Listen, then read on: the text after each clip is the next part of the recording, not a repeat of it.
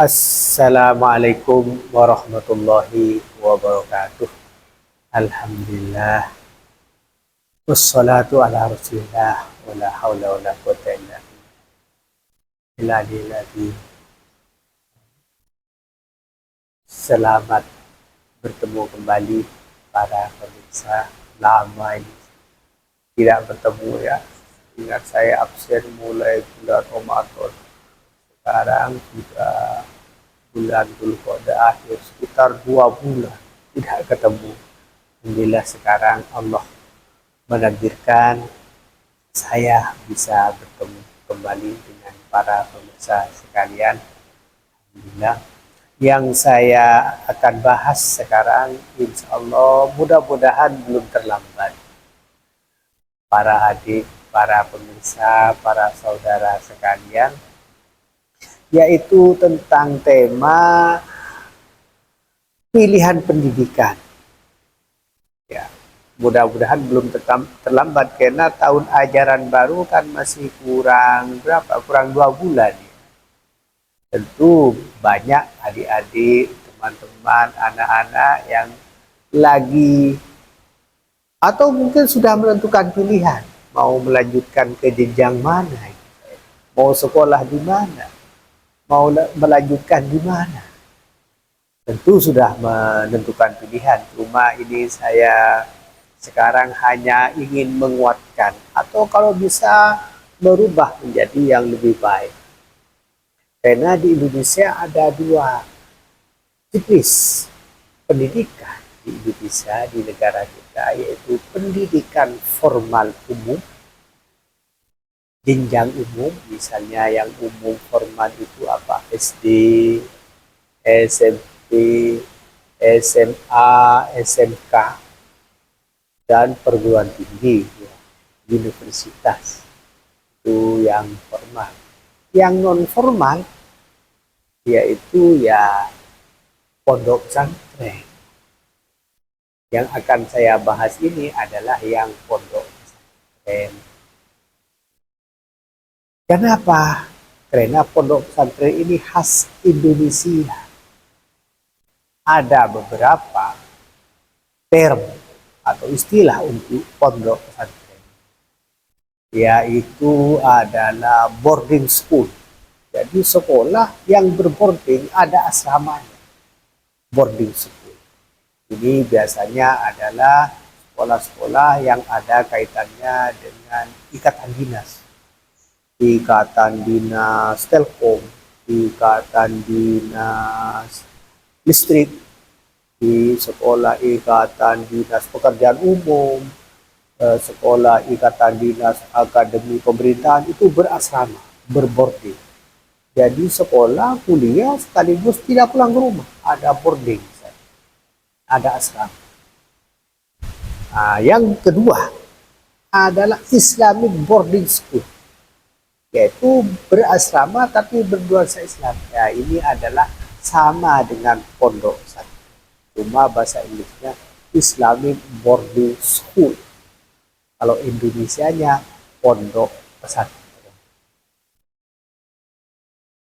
Arti pesantren ada tempat untuk santri. Santri itu diambil dari bahasa Sanskerta, cantrik, pencantrikan, untuk menjadi cantrik. Itu pondok pesantren khas Indonesia. Karena ada lagi istilah yang lain pakai bahasa Arab tapi sama, yaitu al-ma'had. Jadi kalau disebut al-ma'had, al-ma'had al-anwar, al-ma'had as-salafi, yaitu bahasa Arab dari pondok pesantren. Ada satu istilah baru, yaitu yang saya tahu ini dilakukan oleh yang pondok pesantren di Yaman, disebut rubat atau ribat. Sama saja pondok pesantren berasrama juga, cuma istilahnya tidak pakai mahad tapi pakai ribat atau rubat. Yang saya tahu rubat atau ribat ini adalah istilah untuk orang yang sedang bersiap untuk berperang di garis depan, berlibat. Tapi dipakai untuk peperangan tadi, dipakai untuk istilah ribet atau asrama bagi orang yang memimpin. Biasanya ada di negara Yaman, ya, Yaman dan sebagian di Sudan. Nah, baik kepada pondok pesantren sebagai orang tua tentu ingin anaknya mendapat pendidikan yang lebih baik. Kalau anak-anak, adik-adik tentu ingin mendapat pendidikan yang baik. Nah, sekarang pendidikan yang baik yang mana? Apa pendidikan formal? Atau ada yang mengatakan pendidikan umum? Atau pendidikan pondok pesantren? Kesannya banyak yang mengatakan bahwa kalau pendidikan formal itu belajar umum, ilmu-ilmu umum, bukan ilmu agama. Ilmu umum misalnya apa? Matematika, bahasa Indonesia, bahasa Inggris, geografi, biologi, sosiologi, IPKN, dan seterusnya. Kalau pondok pesantren dia belajar agama, bukan biologi, matematika. Apa pondok pesantren agama? Ilmu fikih, ilmu nahu, ilmu sorof, ilmu faraid, ilmu hadis, ilmu faraid, ilmu tafsir, dan yang lain-lain. Maka jadi saya nyatakan tegas sekarang bahwa pembatasan itu salah, tidak benar. Kenapa tidak benar? Karena dua-duanya itu bukan kontradiktif, tapi komplikatif. Pakai istilah bahasa Inggris ya. Kontradiktif berlawanan Indonesia. Komplikatif artinya saling melengkapi. Bahwa ilmu umum dengan ilmu agama itu tidak bertolak belakang, saling melengkapi. Paling gampang ini bagi adik-adik. Ilmu umum dan ilmu agama itu ibarat baju dan apa saya pakai sarung. Ya. Ilmu agama itu sarung. Harus dipakai, nanti auratnya terbuka. Dipakai sarung. Nah, ilmu umum itu sama dengan baju. Kopiah juga dipakai. Malu kalau pakai sarung, tidak pakai baju, tidak pakai kopiah. Malu. Jadi ilmu umum dan ilmu agama itu kedua-duanya kombinatif, saling melengkapi. Ada yang bilang begini, kalau kedua-duanya dipelajari, kedua-duanya dituntut, ini tidak maksimal. Tidak bisa. Kalau belajar umum ya umum. Kalau belajar agama ya agama saja. Tidak bisa kedua-duanya. Nanti sama-sama tidak mendapat. Maka tegas saya katakan ini salah. Ya, salah. Kenapa? Karena otak kita ini terdiri dari bukan ribuan, jutaan neuron. Jutaan partikel kecil yang sanggup menampung informasi dan ilmu sebanyak-banyak. Banyak. Bayangkan kalau sekarang kita sudah tahu semua namanya apa ya, HP atau memori itu kan satu bit bisa menampung berapa informasi? Satu bit. Bayangkan kalau megabit, bagaimana kalau gigabit? Sedangkan otak ciptaan manusia ini bukan gigabit, bahkan bilion byte. Bahkan bilion byte bisa menampung sebanyak-banyak. Jangan dibatasi, clear. Kalau membatasi otak pemberian Allah ini bisa menampungkan. Artinya orang bisa menguasai ilmu fisika, dia juga mampu menguasai ilmu nahu. Pasti, jangan ragu. Dan buktinya banyak. Ada orang yang jago ilmu fikih, tapi dia jago ilmu matematika. Pasti. Jangan remehkan otak pemberian Allah. Sangat luas yang bisa. Jangan dibuat kecil. Dan kenyataannya memang besar. Berbiliar-biliar baik. Lebih daripada memori yang ada di HP, memori yang ada di komputer. Semua ciptaan manusia itu ciptaan Allah. Dan mampu menampung informasi sebanyak-banyak. Contohnya bukti bukan contoh, bukti para ulama zaman dahulu dia bisa menghafal Al-Quran. Berapa bit Al-Quran bisa dihafal. Dan ditambah juga menghafal kitab-kitab hadis. Berapa bit? Ribuan hadis bisa. Dan masih banyak yang juga hafal kitab-kitab yang. Jadi pertama, adik-adik atau orang tua ini jangan diremehkan kemampuan otak manusia. Bisa mempelajari segala bidang ilmu yang ada di alam semesta. Jangan dibatasi, oh ini sudah mau sekolah jadi tidak bisa belajar Al-Quran, tidak boleh, harus dilengkapi.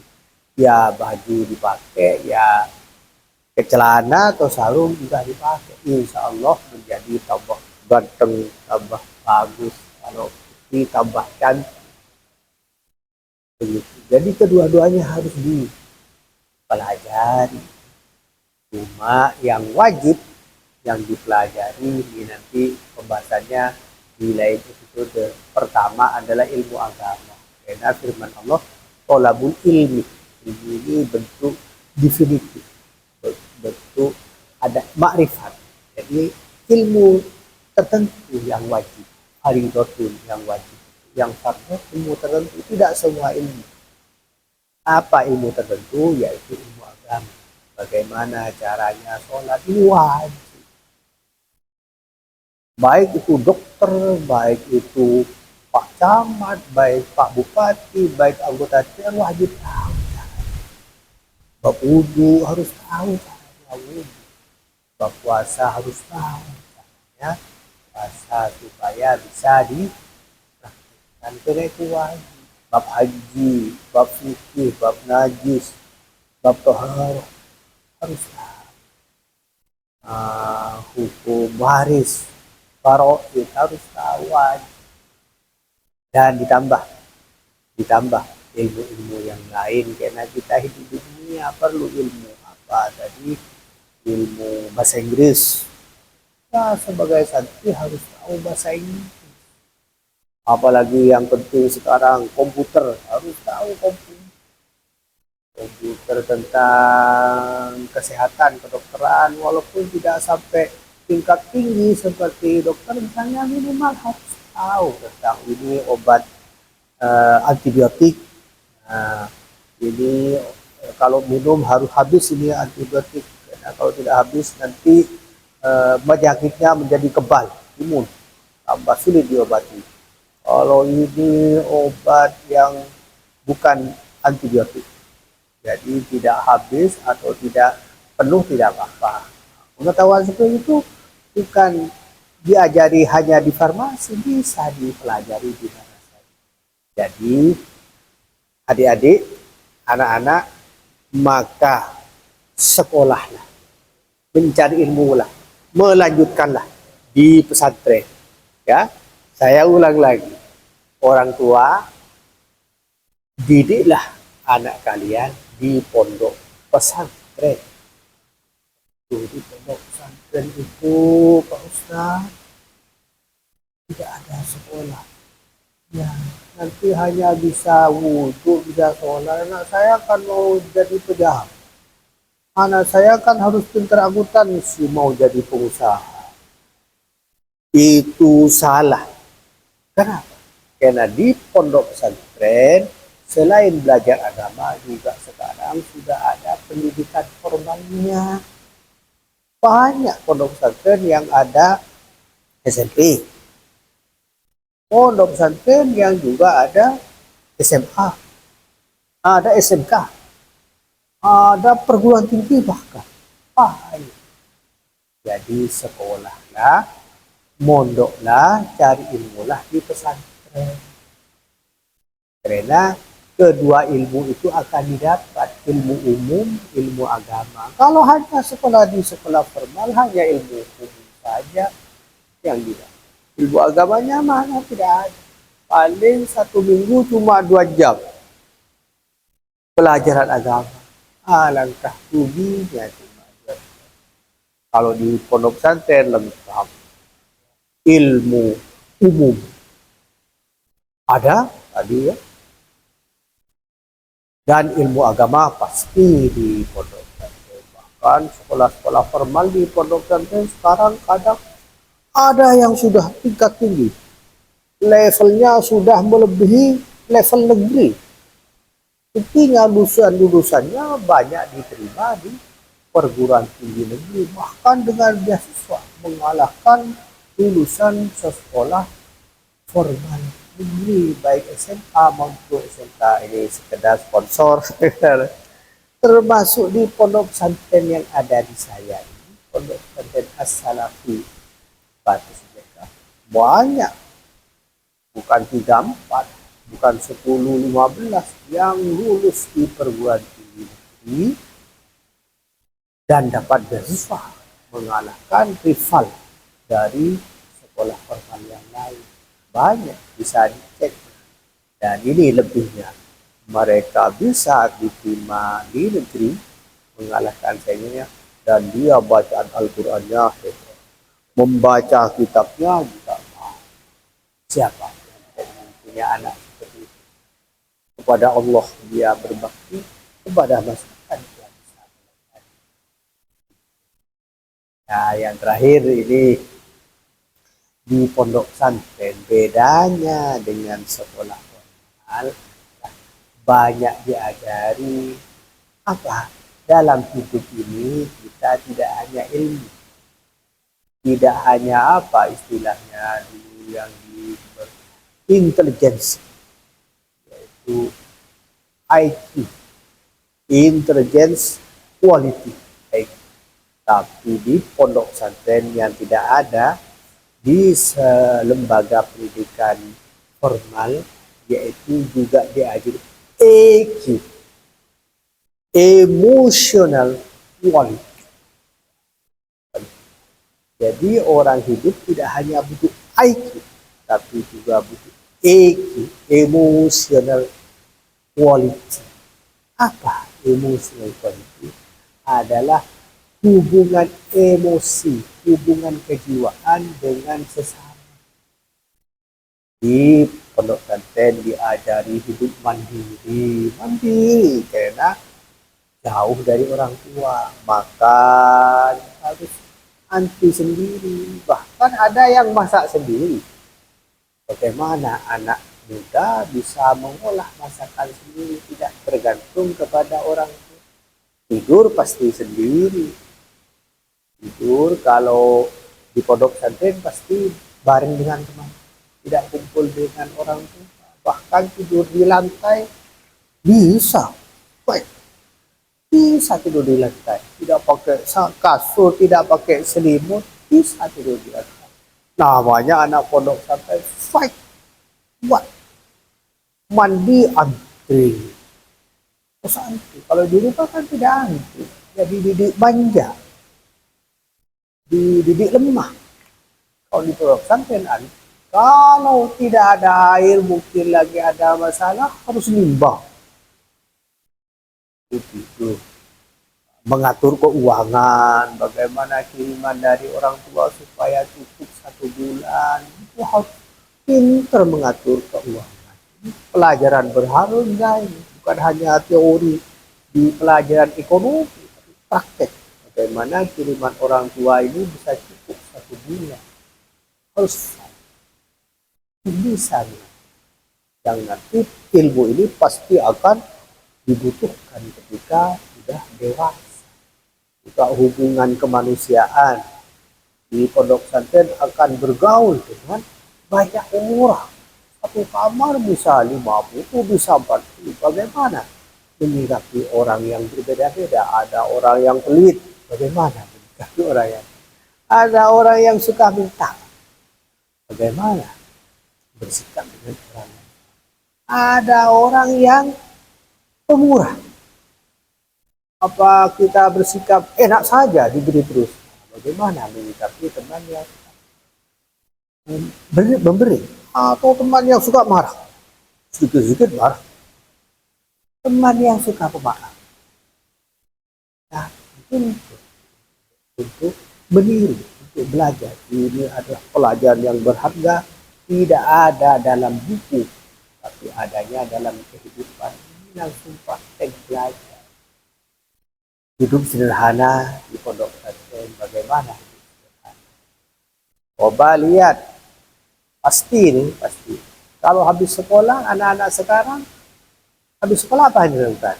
Pasti scrolling HP, main HP, main TikTok. Di pondok pesantren tidak boleh, dilarang. Termasuk di tempat saya di pondok pesantren ini dilarang. Jadi tidak bisa HP. Itu apa ya, buka buku, buka ini kan berharga sekali. Kalau di rumah pasti HP. Kalau orang tuanya melarang, sembunyi-sembunyi, pura-pura sholat di bawah sejadah ditaruh HP. Kalau tidak ada orang tua, buka HP. Setelah berkat orang tua kedengaran di luar, kalau di pondok pesantren tidak bisa, karena pengawasan 24 jam. Tidak bisa seperti itu. Seterusnya bisa mungkin 1 hari 2 hari, setelah itu pasti akan ketahuan. Jadi semangatnya tetaplah belajarlah di pondok pesantren, karena bukan hanya 2 ilmu tadi yang kita, ilmu umum dan ilmu agama, juga tentang emotional quality, menjadi lebih mandiri, menjadi lebih strong, menjadi lebih fight, juga bisa menjadi lebih dewasa. Anak menjadi pribadi yang tangguh, lebih dewasa, tidak canggung dalam menghadapi kehidupan sehari-hari. Di pondok pesantren, kalau di sekolah formal jarang ini juga dilatih untuk berbicara, speaking. Nah, biasanya hari-hari libur, malam Jumat atau malam Selasa, diadakan praktek hitobah. Hitobah itu speaking, bagaimana berbicara di depan orang banyak. Ini perlu diperlukan selalu untuk menjadi kesuksesan juga. Berbicara di depan orang. Bahkan saya ingat, bahkan sampai ada kursus. Sudah tua, sudah kerja, bahkan sudah ada pejabat, dia bermasalah bagaimana berspeaking, bagaimana berbicara, sampai dibuat kursus. Pernah baca di iklan itu kursus public speaking. Public speaking dibuat kursus dan bayar mahal. Kalau di pondok pesantren tidak bayar, gratis, dan harus diberi bekal public speaking, berbicara di depan orang banyak. Bagaimana awal-awalnya namanya latihan ya keliru-keliru. Saya ingat ketika di pondok pesantren dulu, ketika tampil pertama kali tidak lancar begini, pasti kagok-kagok. Assalamualaikum warahmatullahi wabarakatuh. Para hadirin sekonyong-konyong. Saya mau bilang sekalian jadi sekonyong-konyong, karena grogi. Dengan belajar dari kesalahan itu, besoknya tampil lagi, kesempatan lain tampil lagi, belajar lagi. Alhamdulillah sekarang bisa. Alhamdulillah sekarang bisa, karena belajar mulai dari kecil di pondok pesantren. Kalau tidak di pondok pesantren, tidak ada. Adanya setelah dewasa, baru kursus nanti mahal jutaan di public speaking kursus. Baik anakku, ini saya sudah terlalu melebar ya.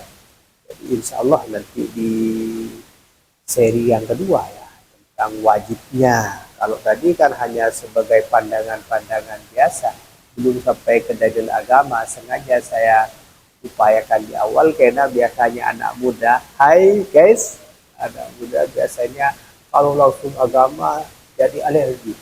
Ya, sengaja menyebut secara emosional, secara yang wajar-wajar banyak terjadi di dunia kita. Baru nanti untuk bagian Bapak Ibu ini bahwa mencari ilmu agama itu memang wajib. Wajib. Bukan pilihan, bukan pilihan, wajib. Jadi ibu, bapak, kalau anaknya tidak diberi ilmu agama, ibu akan dituntut. Nanti ini, insya Allah pada kedua. Begitu para pemirsa sekalian, para adik-adik, para mbak, saudara, bapak, ibu sekalian, saya cukup sampai di sini. Mohon maaf kalau ada salah kata yang kurang berkenan, yang menyinggung perasaan bapak, ibu, adik-adik sekalian. Semoga ini bermanfaat. Terima kasih. Assalamualaikum warahmatullahi wabarakatuh.